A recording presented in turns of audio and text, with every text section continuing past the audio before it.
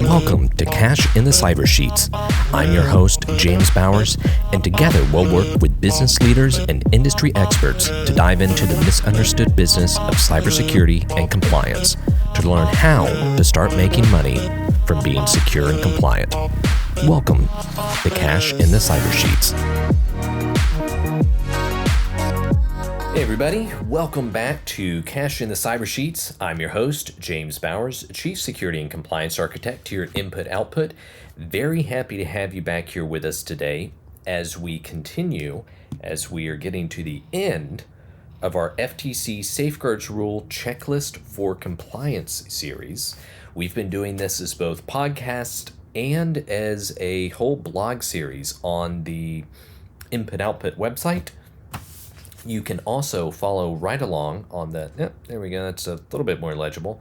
Follow right along with the FTC Safeguards Rule Checklist. It's available in the description of this blog, in the description of this podcast, and it's in the associated blog, which will also link in this podcast description.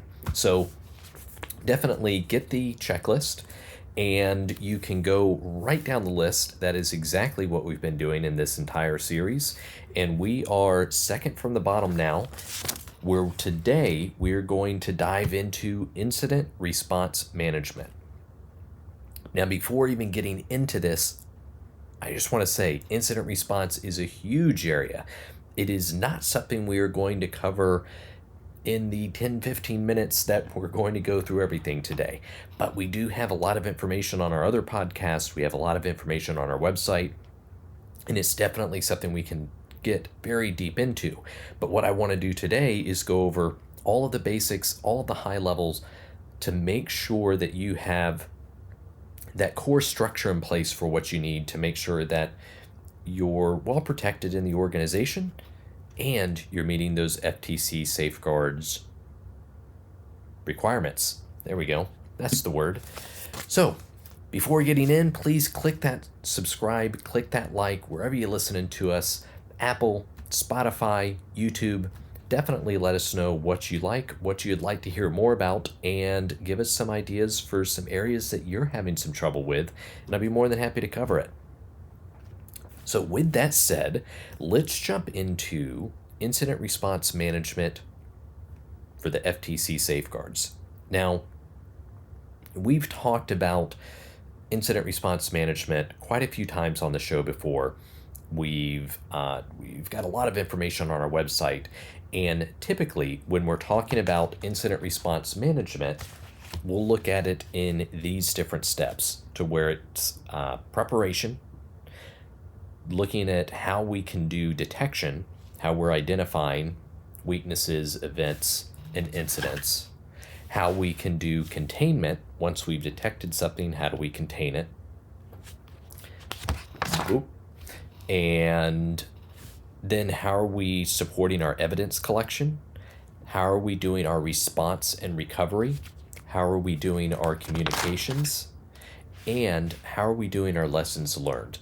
That normally encapsulates the entire incident response process from planning and prep all the way to final review and lessons learned.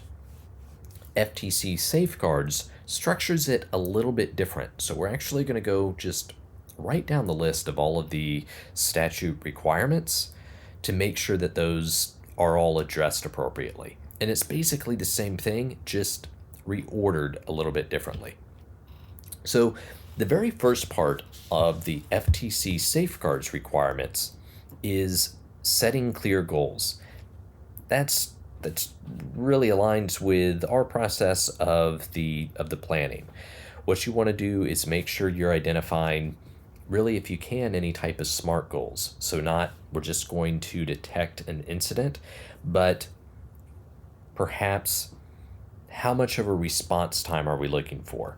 That we get our teams involved within 1 hour or 15 minutes, whatever that is.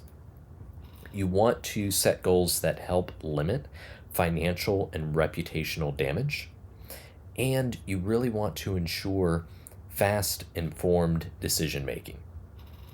Obviously, that you're also complying with all the breach notification laws, but this is where you want to make sure that you're identifying everything that that incident response plan is supposed to do. So as you're designing the other parts, you can make sure that it's addressing those needs.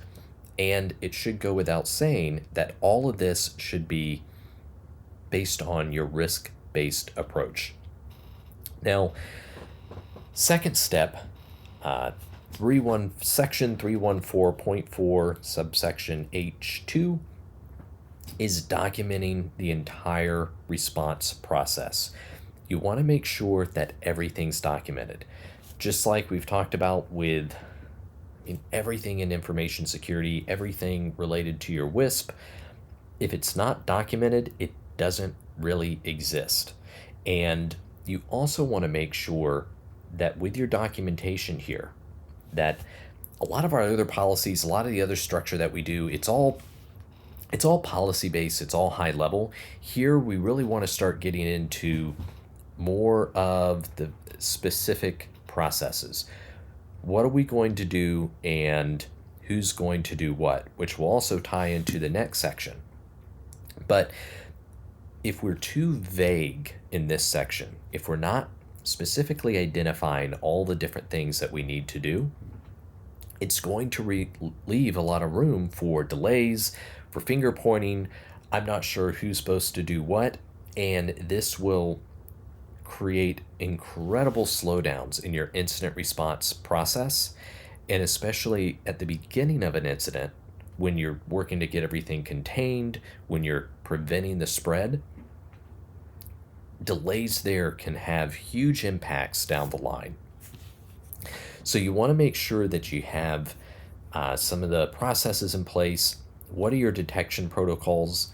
What are the things that are going to trigger the alerts? How are you going to respond to those, identify those threats? What are your escalation procedures? And very important, what is your actual chain of command? Who actually makes the decisions? And what we always like to identify is what's a pre-approved dollar amount that your teams are allowed to spend without having to go for management approval. So that could be 500, 2,500, 10,000, whatever that is. It's good to get that approval set up front so that way you can quickly execute.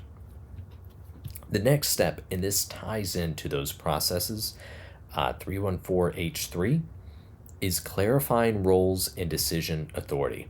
This is really identifying who's leading the incident response. And that's typically either the CIO, the CTO, your CISO, or some other qualified individual. This should be somebody that has either cybersecurity experience, incident management experience, or at the very least, very good project management and team leadership skills. During an incident, it's really going to be like trying to wrangle and herd a lot of kittens. So you really need somebody that has that experience and can keep everybody together and everything moving. You also want to identify who's going to talk to customers, who's going to talk to suppliers and regulators. You should have all of this spelled out, and a really good practice here is to have a good PR team that will manage the client communications. Have your legal team, which will identify what can and can't be said, and any other teams who's going to speak with different clients. Perhaps you have some different teams that will manage larger clients. However that is, make sure it's identified and make sure that's communicated so that everybody knows this is who's going to talk to the clients. I keep my mouth shut. Next, we want to plan for the internal and external communications. We just kind of talked about this in the roles and responsibilities, but we're really going to want to identify all of the who, what, whens, and hows. Who's going to do the notification? How are we going to do that? Is that going to be an email? Is that going to be something on our website? When is that going to take place? And this you really want to have legal involved with, because it depends on each state how you have to make the notifications, if it's based on once data's been accessed or if it's just based on acquisition, if it's based on once you've identified what was taken or just the notification of a breach. It all depends on the state requirements. It all depends on what's in your individual contracts, which is why it's very important to make sure you keep those as tight as you can when you're setting them up, so you don't have so much to deal with at times like this. You also want to identify all of your legal obligations for breach notifications, and how you're going to coordinate with third parties and other vendors. The FTC Safeguards then goes on to require remediating system weaknesses. This is more about kind of the holistic side of things. A lot of times this is addressed in the lessons learned section of the incident response program, but you want to make sure that you're performing root cause analysis, also sometimes the 5 whys. Just why did this happen, and ask why another 4 times. Why did this happen? Why did that happen? Why did that happen? I think you get the point. Also looking at doing patch management, vulnerability remediations, and again, a big part is the documentation. What we found, what we did to remediate it, and the proof showing that. Keeping detailed documentation. This is so important, they basically say it twice, but they do break it up to where this is more of an incident documentation, more of an incident ticket. Timeline of events, all the actions that were taken, evidence of your compliance steps. You want to maintain all of that in a central location so you can show who did what. And if you decide not to notify because perhaps you don't need to, there wasn't any access of customer information, you also want to retain all of that evidence of how you came to that conclusion. That way, if there's ever a lawsuit, that way, if there's ever a regulator, you'll be able to show, here's why we did what we did, and here's why we didn't do what we didn't do. You want to make sure all of that is, that you're able to back it up with documentation. And then finally, review, revise, and repeat. You want to test with tabletops. You want to update your procedures whenever there's new vulnerabilities, whenever there's new threats, whenever there's substantial changes in your organization. And you constantly want to be refining those roles and escalation paths. This is something that I can't overstress enough. The tabletop exercises are where you're going to find out where things really fall apart. And take this a step further than just doing some brainstorming and asking who's going to do what. Kick the can down the road a little bit. Actually start going through those call trees. Actually reach out to some of the PR people and say, hey, what communication are we going to send? What do you need from me to be ready for that? This will really help start teasing out all of those areas where you're having trouble and where you have gaps in your incident plan. Because what you don't want to have happen is you don't want to go through your first tabletop. You don't want to go and start identifying all the problems with your incident plan when you're having an actual real life incident. It's horrible. I've seen companies be there, and do not put yourself in that position. With that said, I am just double checking here, but I think that is everything in that section of the FTC safeguards. Now, we've talked about it. I've mentioned a little bit of it here. I was actually even just flipping through our own incident response policy and procedure. This is definitely something that if you're feeling overwhelmed, you're more than welcome to reach out to us and we can help you with either helping you to identify your gaps, helping you to perform the tabletops, even helping you to build the entire incident plan itself. We have all of that already put together, so don't stress yourself out over it. We are more than happy to help. With that said, we are wrapping up our FTC Safeguards Rule Checklist for Compliance series. So if you haven't already, get the checklist.